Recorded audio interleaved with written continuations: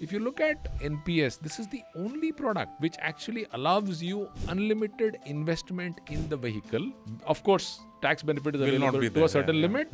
Beyond that, you don't get a tax advantage at the time of investment. However, your accruals are obviously tax-free because it's a market-linked product. Maturity amount, irrespective of whether the money that you contributed was tax-paid or where you had paid tax or it was tax-free. The corpus that you generate at the end of the period at the time of superannuation or when you get out is entirely tax-free, right? So the 40-60 principle still applies. You have to buy an annuity with 40% of the corpus. But the reality is that 60% of the corpus is available to you tax-free, no capital gains tax. Folks, welcome to Paisa. I'm your Anupam Gupta, B50 on Twitter, and on today's episode, I'm talking about NPS, the National Pension System, with our returning guest, Sriram Iyer, CEO, HDFC Pension, just before NPS Divas, which is tomorrow.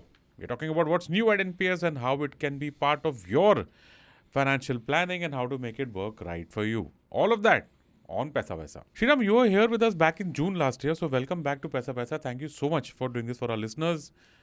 NPS Divas. I think this will be going out on 30th September, and I think NPS Divas is on 1st October. What is this about? Tell us. But firstly, thank you very much, Anupam, for having me over. I think it's PaisaVaisa continues to be one of my most favored shows. Thank you.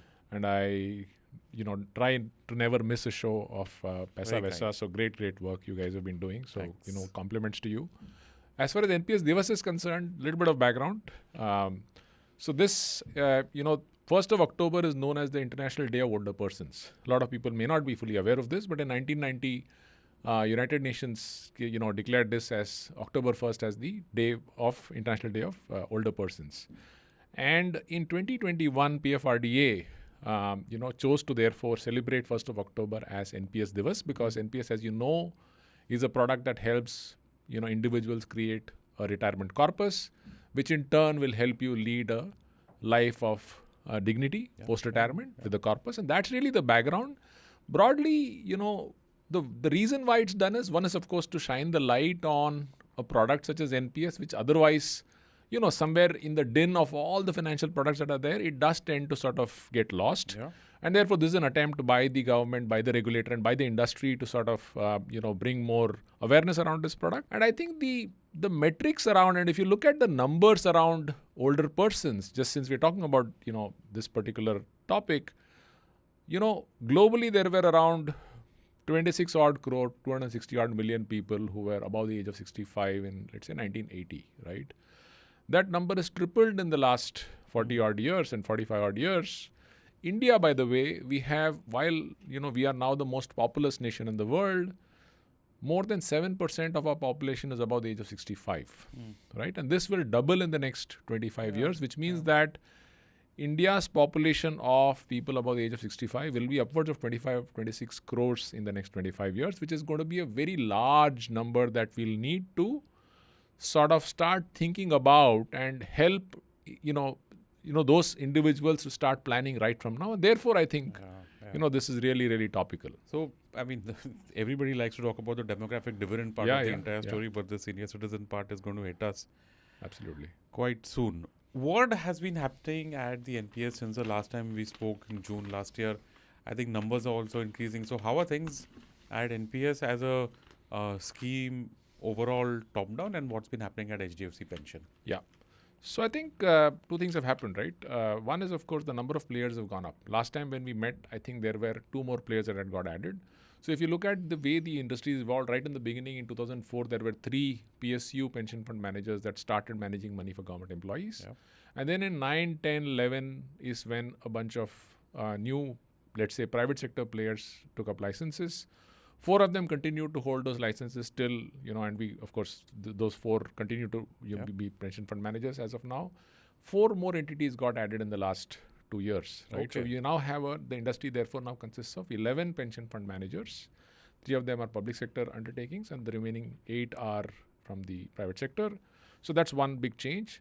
In terms of adoption of NPS, there has been, I would like to think, a sea change in terms of awareness levels and therefore adoption. Wow. So if you look at the overall numbers, the actual number of subscribers since the time that we spoke last around a year plus back, has grown by around 25-27%. Oh, nice. Both on the retail or the all citizens model as it is called, and on the corporate model as well. On the corporate model, we now have close to 21 lakh subscribers. In the retail model, we now have 37 odd lakh subscribers, making it a total of around 58-59 lakh subscribers in all, which is vis-a-vis a 46-47 lakh subscribers that we, 42-43 lakh subscribers when we met last. So that's one big change that's happened in terms of more awareness, more adoption. In terms of the fact that the new tax regime is what affords you the corporate NPS tax benefit under 80CCD2, which we spoke about last time briefly.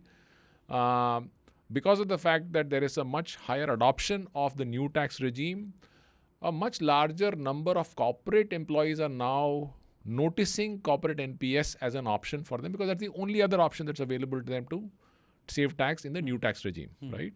So therefore, the number of corporates that have adopted has also gone up quite significantly. In fact, a year back, that number was around 12,000 corporates that signed up for corporate NPS, where their employees could opt for corporate NPS and deductions and therefore contribution. That number is now upwards of 17,000 corporates. So it's gone up by almost 5,000. So the number of corporates have gone up, which has started offering NPS to their employees. Subscriber numbers, as I said, has gone up clearly. AUM, of course, has gone up because, the markets have been very kind, right? Last 1 year, 1.5 years, the markets have been on a roll. And therefore, as we speak, the non-government space is in the region of 2.6 lakh crore of AUM, right? So that's the size and scale. In terms of, if you also look at the performance of funds in the NPS, which is the equity, corporate bond, and government security, the three E1, C1, G1, as it is called, or E2, C2, G2, all three of them have done quite well. In fact, it compares very favorably with actively managed universe of funds on the mutual fund side as well. So returns between 35 and 40% on the equity side, between 8.5 and 10.5% on the corporate bonds and the government security side. So in terms of even the performance of funds, things have been pretty good. At HDFC Pension, I think we've seen very, very strong growth. In fact, we crossed the 20 lakh subscriber mark a couple of months back, and I'm very, very happy to sort of share with your listeners that we've crossed the 1 lakh crore mark on assets under management as well. So that's a huge milestone for us. In fact, we were in May 2023 is when we crossed the 50,000 crore mark, and we are now, within a matter of less than 18 months, we've now doubled our assets under management to close to 1 lakh crore now. Some of it is flow, some of it is mark to market. Yes, a large part of it is actually flows as well. Of course, the mark to market impact has been very, very favorable. But we've seen fairly robust flows. In fact, this year to date, our flows vis-a-vis last year is up by almost 45%. Nice. Right, so it's a fairly strong growth in inflows that we've seen as well. Happy to be contributing to that as being one of that I know, number I know. for quite some time. Yeah, more power to you. Thank you so much. Taxation, can you just give us an overview as to what exactly is the situation now? Because there's always so much that's happening, and this budget, so I don't know, there was a lot of changes that happened in a span of, maybe a couple of sentences. Like a lot of stuff changed on the capital gain side. Now we've got old regime and we've got new regime. There is obviously a transition happening from old to new. Could you just help our listeners understand that as far as the NPS is concerned, what are the tax benefits existing on date, and as they apply to maybe old, maybe new?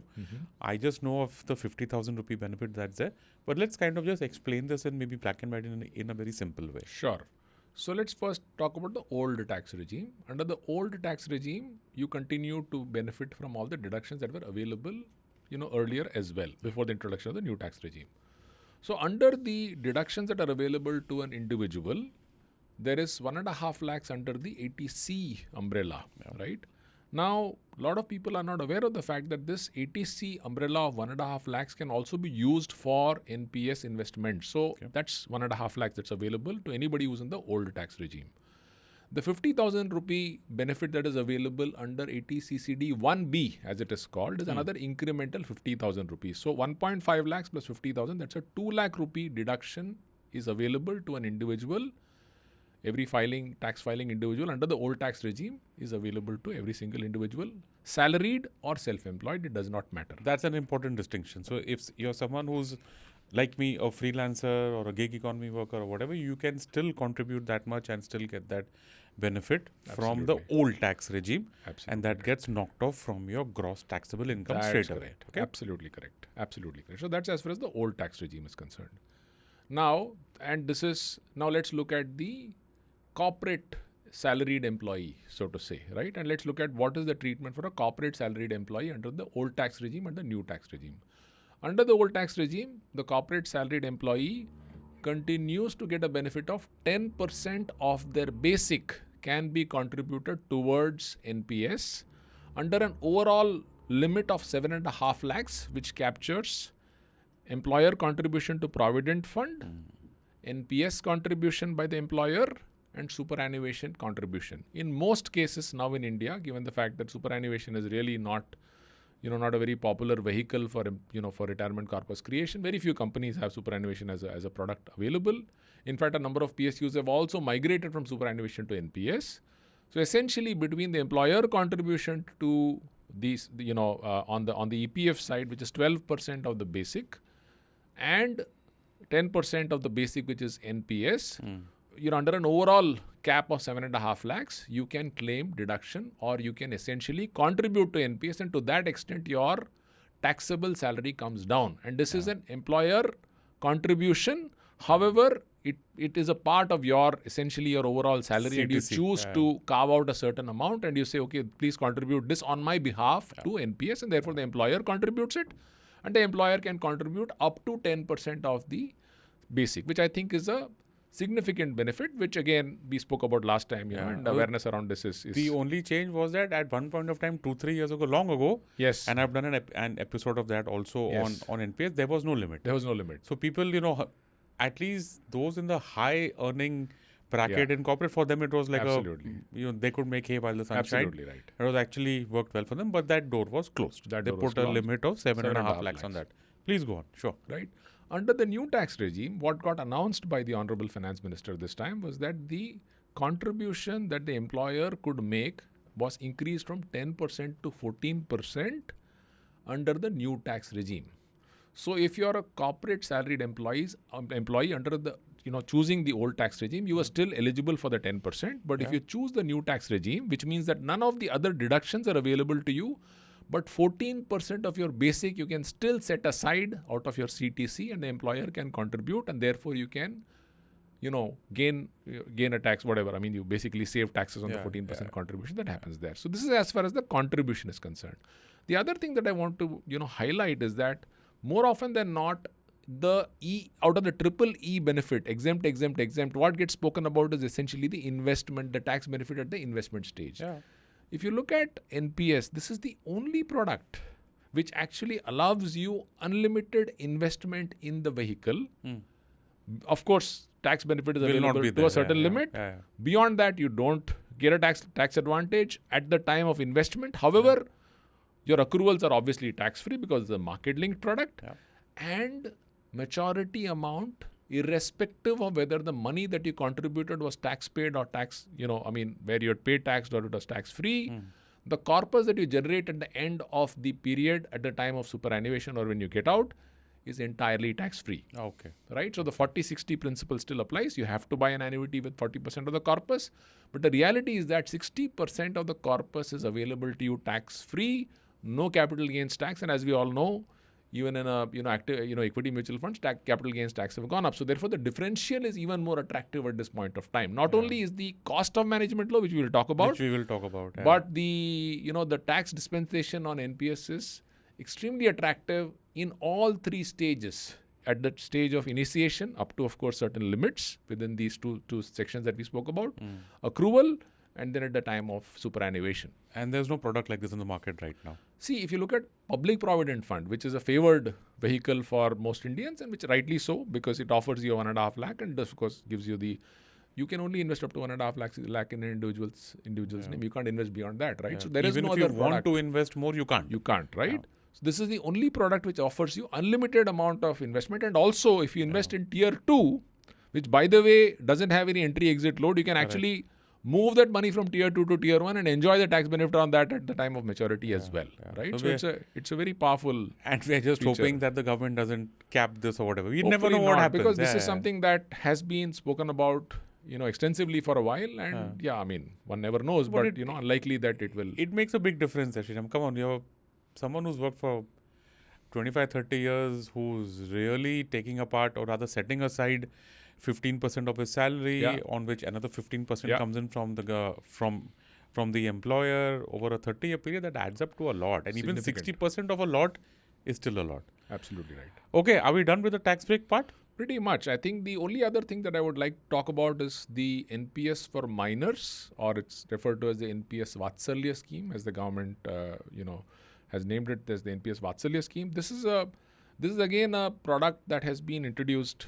recently, and it offers you the opportunity to start saving for retirement at childbirth. Right now, this might sound a little counterintuitive as to why would you start saving at a very young age for retirement, but just look at the numbers, right? I mean, if you just start saving at the rate of 50,000 rupees per annum in the child's name, let's say till the age of 18, right? Even at very conservative returns, you could potentially end up accumulating around 25-26 lakh rupees, right? Now you bequeath that essentially becomes the starting point for the individual when they attain majority, right? Now when the individual as a child grows into an adult and starts contributing to that and starts off with the 25 lakh, 26 lakh kind of a corpus, the end goal that you can get to can be 9 crores versus 1.5 crores if you started at the age of 25. So therefore, the power of compounding that we keep talking about all the time, when you actually break it down into numbers, it can actually have a 6 to 7x impact. 0 years, 25 years. That's correct. You start at 0 versus start at 25. The corpus that you can get at the time of superannuation can be dramatic. So I think it puts the individual on a very solid footing right at the initiation, and I think that is an important element. And of course, all parents would like to do something, right? I mean, most of the child products get sold on the emotional pitch, and I think there is a very compelling case for individuals to start saving in the child's name and then put them on a good footing as they get onto a salaried job or start earning. So I like the way that you put this in an interview recently, where I read that you said that if you factor in the tax savings on day one, okay, the contribution to the NPS vis-a-vis, as in compared to an investment in a mutual fund, okay, which is what it's usually compared with. Not sure that it's entirely accurate, apples to oranges or whatever. Sure, of course. But you said that so NPS contribution versus say an SIP into a mutual fund after tax gets you 42.8% more units on day one if you do it in the NPS. That's right. Please explain. So Anupam, I think some of these stories and narratives we build to provoke individuals and grab their attention, right? And this was one such attempt. You're frank enough to say that, and that's a good thing. And we are not being dishonest. We are being absolutely, and I'll explain the math behind it, right?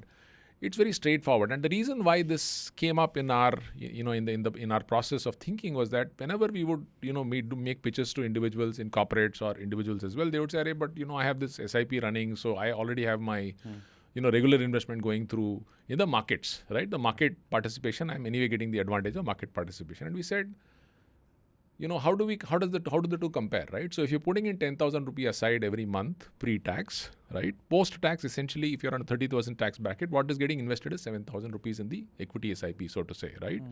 While in the case of NPS, if you have chosen to, let's say, invest this 10,000 rupees in NPS, either under the corporate NPS plan, which is available under the new and the old tax regime, or even in the old tax regime as an individual investor, you're actually investing the entire 10,000 rupees because you're saving that tax of 3,000 rupees, right? So therefore, in the NPS kitty, you have units equivalent to 10,000 rupees, and here you have units equivalent to 7,000 rupees. Right. So 7,000, 10,000, 3,000 rupee differential on a 7,000 rupee corpus is 42.8%, and that's essentially the number. That's essentially the translation of this number. Now, what happens is that when we make the statement, and we actually say this to our subscribers, saying that, listen, are you interested in this now, right?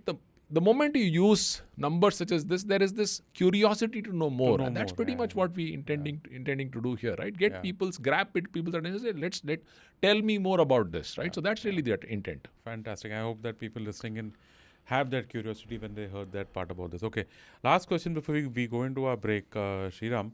I want to get this out of the way, okay? Because even I find this, I don't know how to call it, weird, right? So all this gyan in mutual funds about power of compounding and long term and time in the market is more important than timing in the market.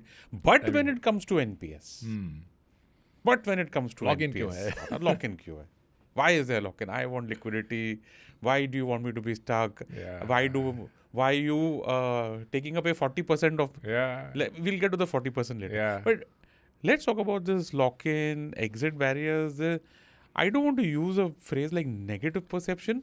I just feel that somewhere people don't get this time part right. I mean, they get it very nicely in mutual funds. Right. When you flash stuff like this mutual fund over the last 25 years has given 12%, 18% return. And if you had stayed throughout, all this would have happened. And you throw in some fancy words like investor behavior and all that. Correct. Saying that this is the difference between investor returns and fund returns. हो गया यार, सब बहुत ज्ञान मिल गया. Too much of... But the same doesn't apply for NPS. Let's just kind of, let's just get done with that and move on. Please tell me. Interesting. So this is clearly an area of reservation or honor or whatever you call it. There is this perception that यार NPS में पैसा फंस जाता है. I mean, if I can use that term, right? A lot of people think कि once I get into NPS, my money is stuck. And my pitch has always been, and I've always pushed back on this, saying lock-in अच्छा है, right? And for all the right reasons that you mentioned earlier, investor return, investment return, and so on and so forth, right? So we also did one another exercise, and we said in 2009, June 2009 is when the all citizens model opened up, right? Which means that individuals could start the non-corporate NPS, the one that's available for all citizens, started in 2009, right? Okay, we said, had there been an option for individuals to exit from NPS, and if you, let's say, started investing at the rate of, let's say, 50,000 rupees a year, 4,167 rupees per month, since the time that NPS started. 15 years. In the last 15 years, 2009 to 2024. It's a good time frame. It's a good time frame, long enough time frame. It should, ideally, we would want it to be 25, 30 years, but 15 years is what the product has been. And we are actually using real data. It's not some backtesting with some, simulated data. It's real data. So we said, what happens if you look at two types of investors, two types of, let's say, variants? A variant where there was an opportunity for you to exit NPS, and a variant which is the product where you don't have an opportunity to exit. Of course, there are some exits available, but that's a very limited exit window that is available. Let's say for a moment that there is both of these options available, right? And you started in the year 2009. And we looked at the number of times the market corrected by more than 15%, right? And there were three instances where this happened: 2011, 2015, and 2020, right? When the Nifty corrected by more than 15%. And the reason why we said 15-20% is because we said when there is a 3-4-5% correction, people normally don't get spooked, right? The moment the correction is more than 10% is when people start saying, there seems to be something wrong. Let me stay on the sidelines. I will get back when there is a clear direction in the market. This is typically what you hear people say. Yeah. So we said, okay, let's simulate this behavior on actual numbers and see what happens, right? You'll be shocked to see, and there's a term that we came up with this for this. We said, what is the lock-in bonus that NPS offers you, right? Which means that if you had an exit option and if you had got out of NPS at every time the market corrected significantly, at 10% you got out, and you would get in back once there is a firm, clear direction that, okay, it's come back to its previous level and it's gone above that level, and after that I will get in. Pure market timing. If you, let's say, did that, the difference is actually 100%. Wow. Right? Which means that an NPS with an exit option would have got you to close to 18 lakhs in this 15-year period. The NPS, which is the real return on NPS for somebody who's invested 50,000 rupees every year for the last 15 years, would be at 37 lakhs. Okay. Right? That is the beauty, or that is the lock-in bonus that NPS offers you. And I'd like to call it the lock-in bonus, right? It's it's just a term that we came up with, and we said, because you have to give these real life examples to people. Otherwise, we can keep talking about investor return, investment return till the cows come home. Yeah. People are not able to relate to it. And I can tell you, There are people who have started their journey in 2009-10 saying, "Hey, let's start this. There's some investment that's happening." They are actually quite, when they look at the returns in the product, they actually look at it and say, wow, 10-year return compounded upwards of 14% per annum. Pretty good deal, right? So that is essentially the power of lock-in, as I would like to call it, or the bonus of lock-in that you would make. You call it a lock-in bonus. I call it the benefit of doing nothing. Absolutely. Versus the cost of doing something. Absolutely right. Cost of doing something is like market falls, I get tense and I remove my mutual fund. Here I can't do anything and then boom. 100% by the way. Yeah. Oh, you call it 100%, 50% the way you look at it, but you could have doubled the 18 lakhs versus 37 lakhs. Folks, on that very surprising note, we're going to talk about retirement planning. And my favorite part, the 3 benefits of NPS, cost, returns and flexibility. Sriram, this entire retirement planning thing has got this attention of being like a midlife thing, or you don't have to do it as a 25-year-old, although you've given some very, very strong examples of someone who literally starts an NPS when his kid is born or before he was born and getting that entire first 18 to 20 years of investment. But for the youth, the largest demographic in the country, they should be doing retirement planning. What's your message to them? I mean, are they really doing retirement planning? Are they even thinking about it, setting up SIPs and going, chasing performance? And I don't know if retirement planning is there in their head, but any message to them? Not really. Anupam, I think the reality is that at that age, and when you and I were at that age, I don't think we would have bothered about retirement planning, right? If somebody had come and told us about retirement planning, we would have said, what are you smoking, right? And we would have possibly just rubbished that idea. So I think the important thing is so this whole power of compounding, starting early, staying invested, all of these things are important, right? But if you're not able to communicate all of these points in a manner which resonates with them, it's going to fall on deaf ears. I'll give you an example of what we did with a bunch of IT companies recently, and we actually experimented with this in one of the IT companies based out of Chennai. And they said, listen, we are going to do this induction for a batch of around 500 new employees. All of them are freshly minted engineering graduates. 25 types. Right? All of them are 25 types. All of them would be at a salary package of starting salary of maybe 6.5, 7.5 lakhs. Typical, IT company, recruitment and stuff, right? And we said, how do we get these guys to, at least have a conversation on this topic? So we did 2 things, right? One, we had actually spent a lot of time to put together a 2.5-minute video around what it means to start at that age, right? What is it that you will lose by delaying this journey? By every single day that you delay this journey, you're going to lose 3,095 rupees. We just came up with the calculation, and of course, it's a calculation that can be validated, right? So we made this video. It was, of course, an animated video, but the tone and tenor and the language of that video was very, very appealing to that 25-year-old individual, right? That's number one. The second thing that we said was that let's not use the word retirement, right? While NPS is a product that is meant for creating a retirement corpus, you don't need to really talk about retirement to that individual because that person is not interested in that topic, right? How do you get them to look at this product from the perspective of, one, starting? Because taking the first step is the important thing, right? I mean, even if you're able to start the journey, even if you contribute $500, that's enough, right? I mean, you at least made the start, and you will eventually, hopefully, start contributing more regularly. The second thing that we did was that we said, for a 25-year-old, what can resonate with this individual? We said, can we create a theme of my first crore? Nice. Right? Okay. So at what age can I have my first crore? And we created a calculator, and we said, let's play around with this calculator in front of this crowd, right? And this was a batch of 100 new joinees who were coming on board. We put up the calculator, and there was a huge amount of excitement saying, how can I get to that? Of course, you can use different products to get to that. Yeah.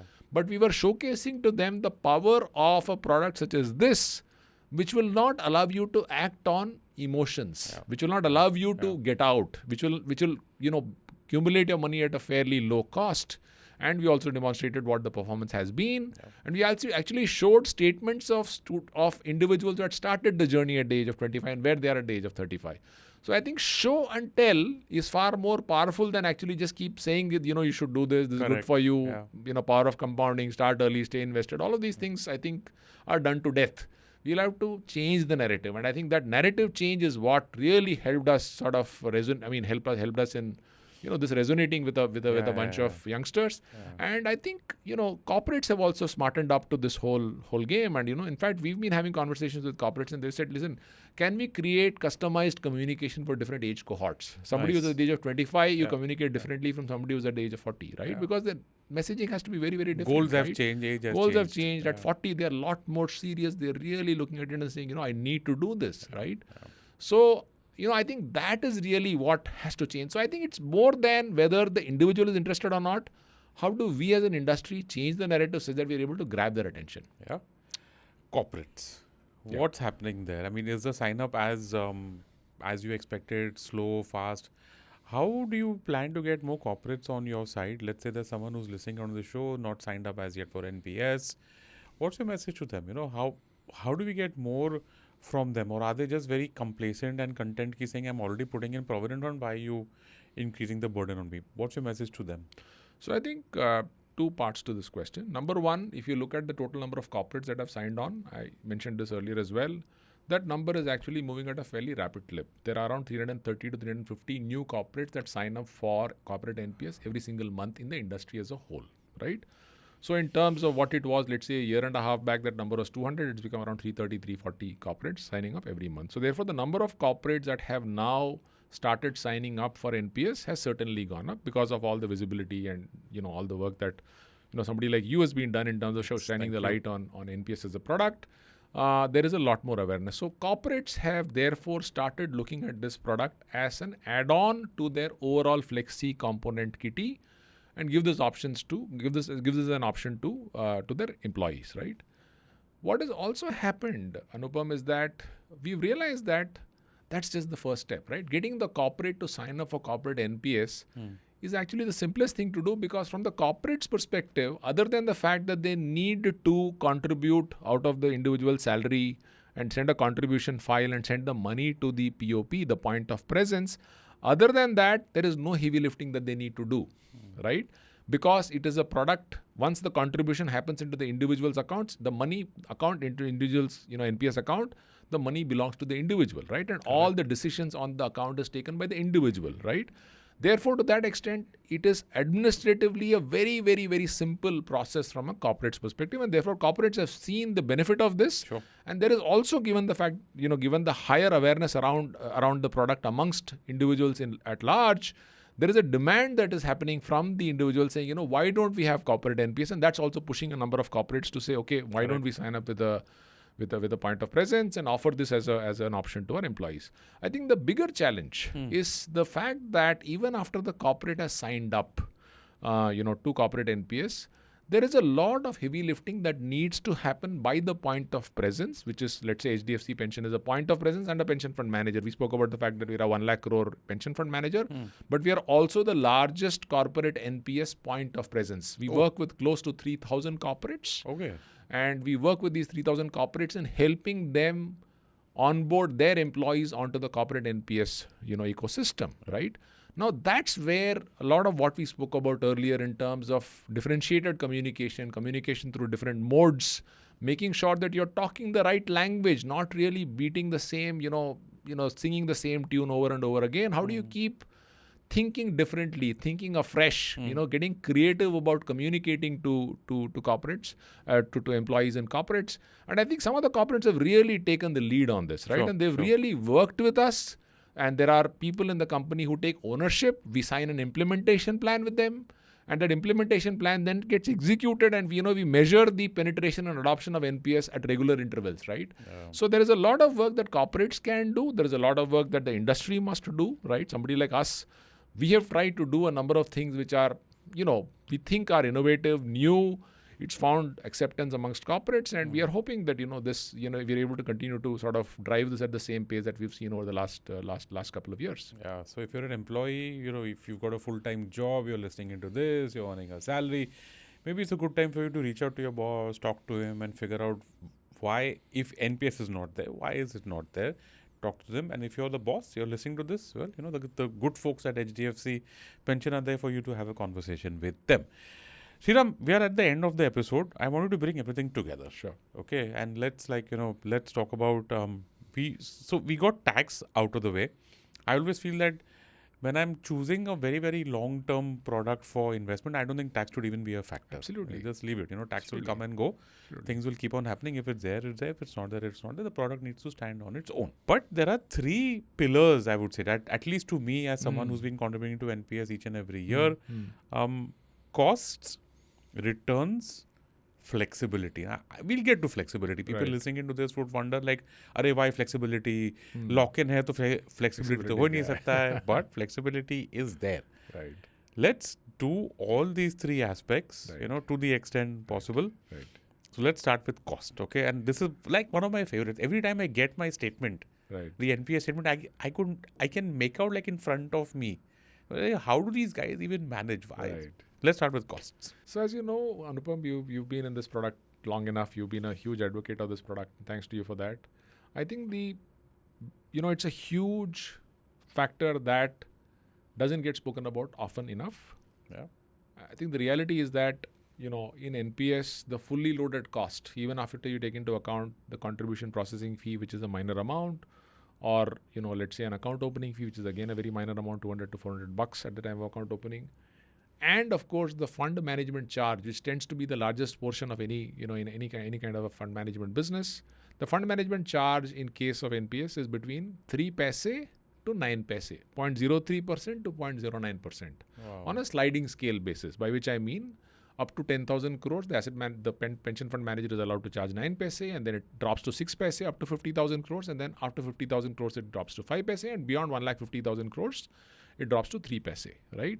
That is the only amount that the fund manager can actually charge the fund, right? So to that extent, it's a very compelling proposition from a cost perspective. Even if I add all the other costs, the overall cost of on a per annum basis for somebody who stays in this product for, let's say, 20 years is less than 20 basis points.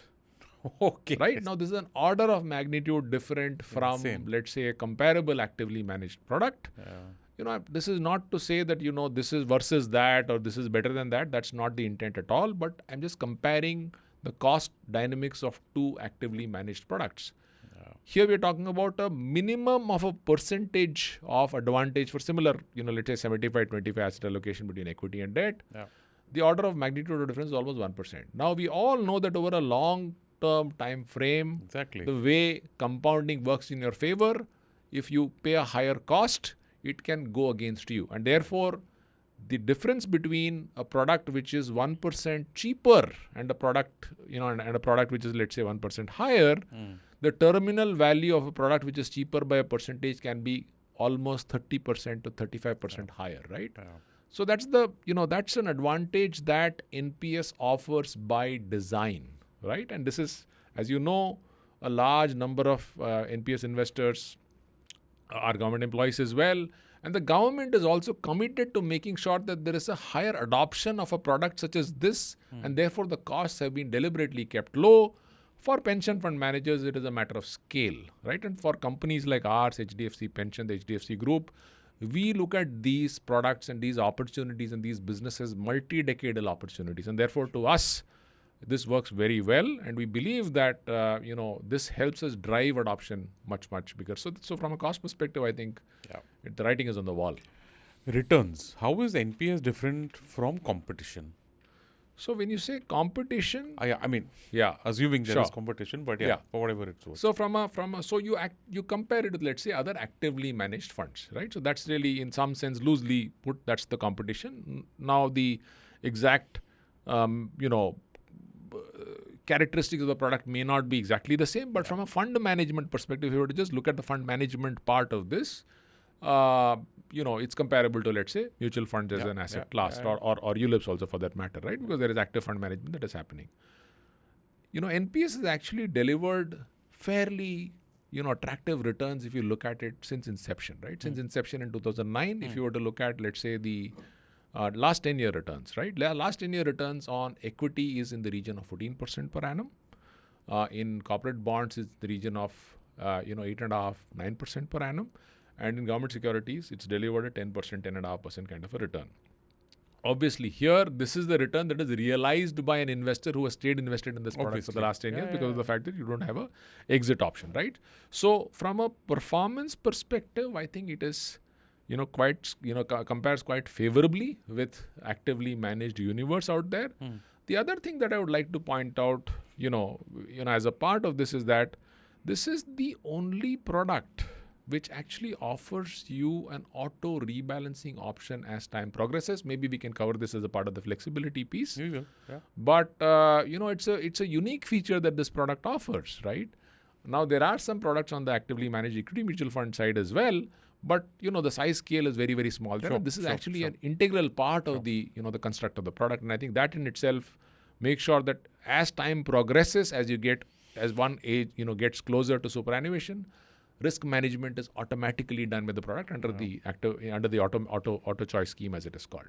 Flexibility. Okay, we spoke about returns. Now this flexibility part, let's just understand the product. Yeah. At a factual level. Yeah. Okay. I know that I chose the auto part. Yeah. I don't want to get into all this jamela of figuring out that this is my age and this is. Yeah. Wait, my whole thing about financial products is that we as people should not be thinking every day about this. Yeah, absolutely. And if I'm getting that option, if I don't have that option, of course it's a different discussion. Yeah. But if you as a pension manager are giving me that option, then listen, I'll take care of it. Yeah. In a very simple way. Yeah.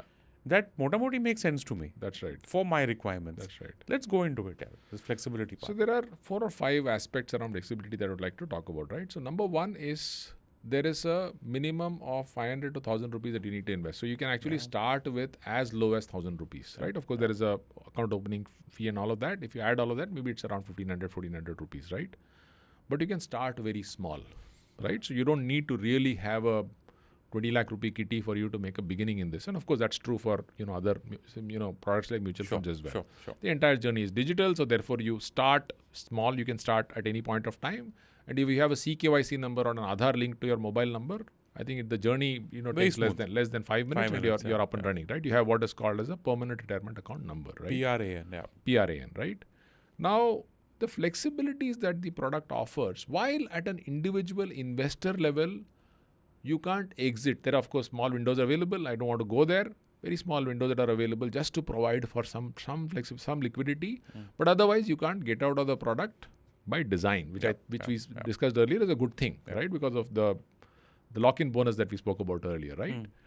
Now, but within the product, there is tremendous flexibility. And the reason why I say this is because you as an individual can actually do 3 things, right? Number one, of course, you have chosen the auto choice option, which I think is a great thing to do because the product automatically adjusts allocation to equity with every passing year. On your birthday, the allocation to equity comes down. Oh, I didn't know the birthday part. Sorry? I didn't know the birthday part. It happens on the birthday. Right? Very cool. Every birthday of yours, the allocation will come down, right? Now, that's something that the product offers. So therefore, that's one, so therefore you have the flexibility of actively managing it under the active choice where you can decide what is the allocation that you want in equity, corporate bonds and government securities depending upon your perception of or depending on your view on what the market is, where the market is, right? My view is that for individuals who have a fairly long time horizon and who have a long way to go to sort of retirement, you could essentially just go the 75% allocation to equity in active choice and stay invested and, remain invested till the time that you think you need to reduce your equity allocation. But auto choice is a fantastic option that's available, right? So active and auto choice is one type of flexibility. The second flexibility that's available within the fund is that you can actually choose to change your asset allocation between active choice and auto choice, and within active choice, you can move between equity, corporate bond and government securities. 4 times a year, you can actually change asset allocation between these asset classes at zero cost, zero tax. Zero cost, zero tax is important. Zero cost, zero tax, right? The other thing that you could do is that if you say, okay, I want to move my pension fund manager from A to B. Oh. You could do that once a year, zero cost, zero tax. I didn't know that, right? but okay. Third thing is that if you like A for equity, B for pension fund manager for corporate bonds and C pension fund manager for government securities, you can actually have 3 pension fund managers managing different asset classes for you. Okay. Right? I had no idea about that. That is the level of flexibility that NPS offers. So to that extent, I think it is an exceptionally flexible product, other than the fact that it auto rebalances that we spoke about. And we also spoke about the fact that this is the only product that actually allows you unlimited investment, right? And you will still be eligible for the second and the third E or the triple E. You may not be eligible for the investment because beyond the threshold, but the second and the third E you're still eligible for, right? So I think all of these, features in the NPS product, and of course the one that got introduced after we met the last time is the systematic lump sum withdrawal option, where the 60% of the corpus that you could otherwise take out on superannuation, 40% is what you use to buy an annuity. The remaining 60% you could take away lump sum, right? I mean, you are expected to take away lump sum. Now you can actually choose to go the systematic lump sum withdrawal route, by which I mean that you could let that 60% remain there in the fund. It could continue to grow. You could change the asset allocation at the time of withdrawal as well. Yeah. And you could say that, okay, every month I want this much amount of money to come out of my NPS account, right? And it can keep coming to you, and the remaining corpus can continue to grow. Over and above your pension. Over and above your pension that you start That's getting. another flexibility. That's another flexibility that got introduced. Yeah. Okay, last and final question, Sriram, because we are done. We're pretty much done with the episode. Can you just get this tier 2 thing, a little bit, just explain it a little bit more easily to our audience, because somewhere I feel that there's a gap out there for people to understand. Yeah. You have tier 1, tier 2. So tier 1, okay, I understand it is compulsory. It's a core NPS. Yeah. What is tier 2? I mean, it's not even mandatory. I can peacefully, it doesn't Stay affect tier my 1. tax thing. Whether I do or do not do, it doesn't matter. But tier 2 has got a lot of benefits. Yes. For people, let's say that they ignore tier 2 for whatever reason. Yeah. You just explain the benefits out there. First, I think it's liquid. Yes. Do it for us. In very simple terms, tier 2, the only difference between tier 1 and tier 2 is that, one, the tax advantages that you are eligible for under tier 1 don't come to you in tier 2, which is the E and the triple E. Out of the triple E, the second E obviously is available because, here there is no tax on accrual also in tier 2. You don't get an advantage at the time of investment, the one that is available in tier 1, and at the time of superannuation. In fact, in tier 2 there is no concept of superannuation. Tier 2 is nothing but a simple, low cost, actively managed investment vehicle that anybody who has a tier 1 can exercise, and you can use that vehicle to either as a parking vehicle where you can just leave monies there as and when you want to, or you could actually use it to create a corpus, build a corpus. Actually, there is no asset allocation limitation as well in tier 2. So you can actually go 100% on equity in tier 2. So you basically put in tax paid money in tier 2, right? Let's say you start parallelly saving in tier 2 as well. You need a tier 1 to be able to invest in tier 2. So that's the first thing that you need to know. So you need to have a tier 1. If you have a tier 1, you're eligible to invest in tier 2. Under tier 2, you're eligible for this. The construct of the product is exactly the same. The costs are exactly the same. The asset allocation is the underlying is pretty much the same typically in tier 1 and tier 2. There is very little difference. If you look at every pension fund manager, the underlying is exactly the same under equity, corporate bonds and government securities, right? Okay, yeah. And you could actually go 100% equity there, right? And what you could do is you could parallelly build both of these, and closer to superannuation, you can move the entire corpus that you've accumulated in tier 2 into the tier 1 account without paying any taxes, and then from the tier 1 account, superannuate out of that and take 60%, the remaining 40% you annuitize, right? So in simple terms, tier 2 is a low-cost, flexible, actively managed fund with no entry or exit barriers. Very simply. Totally liquid. Yes. Totally liquid. It Yes, just takes away the whole absolutely. lock-in thing. Absolutely. You crib about money, then you can please take your tier 2 out. But like you said, that the real trick is to move the tier 2 into tier 1 when you are retiring. That's and then correct. get that much more That's corpus. Sriram, we are done. I liked my last question to you because last time around you had given us like this whole range of, you gave podcasts, you gave books. Yeah. Let's talk about it. What are you reading these days? Any recommendations, or even if you're listening to anything, please let us know about that as well. So interesting. I think the volume of reading has come down a little bit over the last 1 year, but there's some interesting books that I picked up in the last year or so. The first is my all-time favorite personal finance author, Morgan Housel. Obviously. He came up with Same as Ever, and he's coming up with another book. I think in the next year or so, I think he's going to be releasing another book. But Same as Ever was as good as Psychology of Money. So I think brilliantly written, lucid, 2-3 page. You can pick up any page and start reading, and it'll still make sense to you. He continues to remain one of my most favorite authors. And of course, he also runs a podcast now, 10-15 minutes every week. Not every week. I think he's not as, last podcast he said, I'm not sure whether I'll be able to do it every week, every month, but I'm going to try and do it as frequently as I can. Okay. So he continues to remain, so Same as Ever was fantastic. The second book, it's actually a tome, and this is a book that I picked up with a lot of enthusiasm. I'm just 1/3 through that book. It's a 1,000+ page book. Wow. Book which is on. It's actually titled Accelerating India's Development. Karthik Muralidharan, Oh right? my, And Karthik yeah, Muralidharan yeah, has done a number of podcasts, yeah, and he's come on a number of shows. Again, a brilliantly written book, and I was fascinated with the amount of insights that was able to pick up. But I'm just say, close to 40% through. I have to sort of do the remaining 60%. But it reads like a fiction. It's very, very, very well written, and a lot of evidence he's presenting, practice as well as academic evidence, and it's just fascinating. The third book, which again I picked it up last year, was this book. And health and nutrition is something that really something that I'm interested in, to read as much as possible. And Peter Attia's Outlive was another book which I thought was truly outstanding. Nice. I recommended to a bunch of my friends, and I actually gifted it to a number of them because it really is very, very well written. And both nutrition as well as exercise and what are the things that you need to look at. Beautifully written. I think all three books Wonderful. Form a part of my favorites, all-time favorites. Fantastic. And on that note of excellent recommendations of books, that is a wrap on this episode of PaisaVaisa. My guest, Sriram Iyer, my returning guest, Sriram Iyer, CEO, HDFC Pension. Sriram, as always, a pleasure to have you on our show. Thank you so much for doing this for our listeners. Entirely my pleasure. Thank you so much. Thank you.